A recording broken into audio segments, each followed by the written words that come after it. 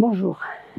Nous continuons, nous sommes dans le chapitre 9 du livre de Josué, et cette histoire intéressante des Givonim, des Gabaonites, on dit en français, qui ont agi avec ruse pour se faire accepter comme genre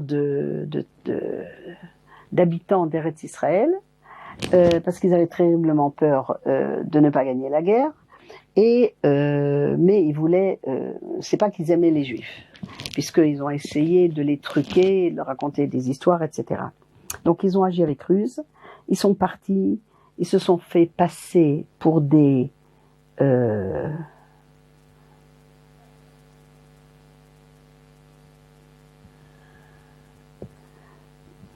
sais pas, pour des messagers, je sais pas exactement, et ils ont chargé leurs ânes de sacs très vieux, d'outres de vin usés, déchirés, rearrangés, enfin j'en sais rien. Ils ont mis des chaussures complètement sales, des vêtements usagés, leur pain était moisi, et ils sont allés à Gilgal, et lui ont dit, nous venons d'un pays lointain, Rechoka, et s'il te plaît, conclue avec nous une alliance. D'accord ? Très bien. Et Vayomer Ish Israël el Achivi. Alors les Juifs, ils ont répondu, on n'est pas sûr, on comprend pas très bien. Peut-être que tu viens pas de loin. Comment est-ce que je peux faire une alliance avec toi ? D'accord ? C'est-à-dire que Oulaï, c'est très souvent, il y a beaucoup de chances que tu habites parmi nous. Et parce que si tu habites loin, t'es pas en danger, tu viens d'un autre pays, qu'est-ce que tu veux faire une alliance avec nous ? Un groupe de gens ? Donc peut-être tu viens de proche et tu veux conclure une alliance avec nous parce que au dernier moment tu as changé d'avis et ça on n'a pas le droit. Et non seulement ça, mais on n'a pas le droit de faire une alliance avec quelqu'un de proche. Ils étaient très rusés, les Juifs, et ils avaient senti. D'accord ? Et alors ils se sont tournés vers Yoshua, un tzaddik impur, et lui ont dit, on est d'accord d'être tes serviteurs, mais on veut faire une alliance avec toi. Alors Yoshua leur a demandé, Mi atem ou me aïn tavo, d'où vous venez ? Et lui, il veut savoir un pays, un nom, et ils répondent pas. Une contrée lointaine. Et la raison pour laquelle on vient, c'est par Kiddush Hashem. Parce que, on dirait que c'est Rachav, on dirait que c'est Yitro. Parce qu'on a entendu toutes les grandes choses d'Akadosh Baruch Hu, tout ce qu'il vous a fait. Tout ce qu'il a, et puis aussi, qu'est-ce qu'il a fait à des peuples qui étaient mauvais. À Sichon, à Og. Et donc, nos Zkenim, nos anciens, ils nous ont dit, on est d'accord d'être vos serviteurs, on veut faire un Kiddush Hashem, on veut être vos amis. Regarde le pain qu'on avait, il était frais quand on est parti. Et maintenant il est moisi. D'accord ? Et la même chose avec le vin, la même chose. Le problème, et c'est là le verset clé, ils ont pris ce qu'on leur a donné, Vetpi Hashem lo shalu. Ils ont oublié de demander à Hashem ce qu'il en pense. Et Yoshua leur a accepté de faire avec eux la paix.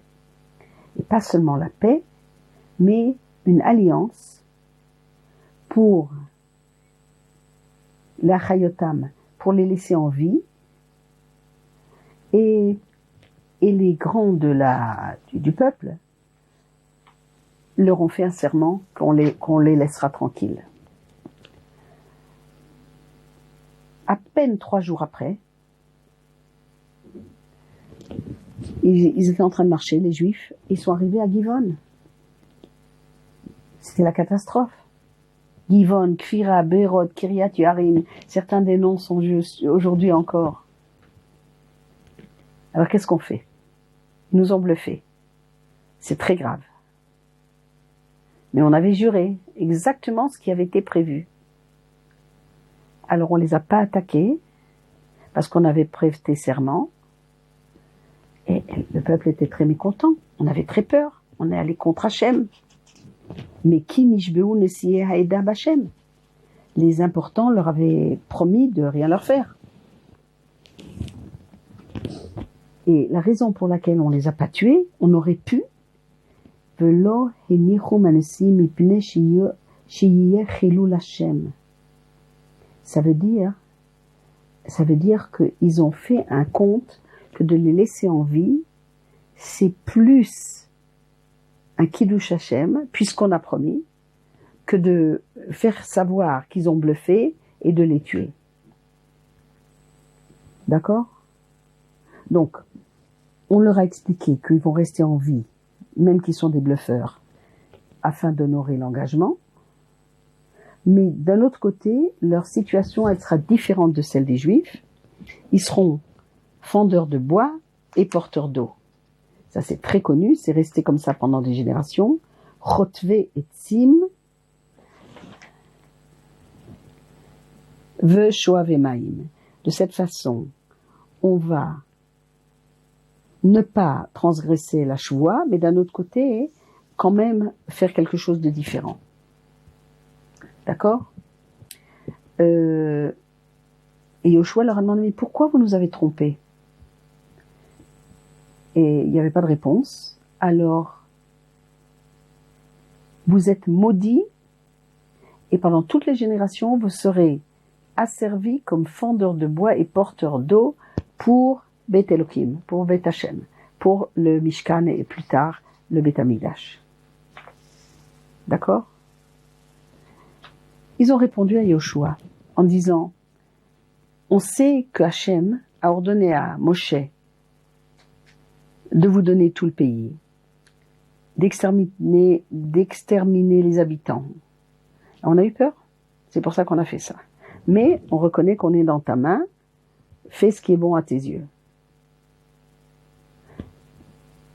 Am Israël voulait les tuer. Vayas lahem ken, vayatzel otam yad bnei Israël.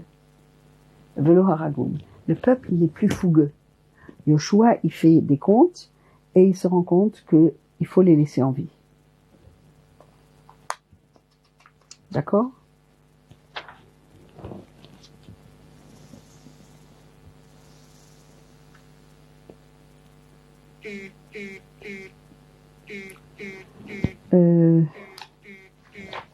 Ça, c'est en gros le chapitre 9. La prochaine fois, on va faire le chapitre 10, qui devient très très intéressant.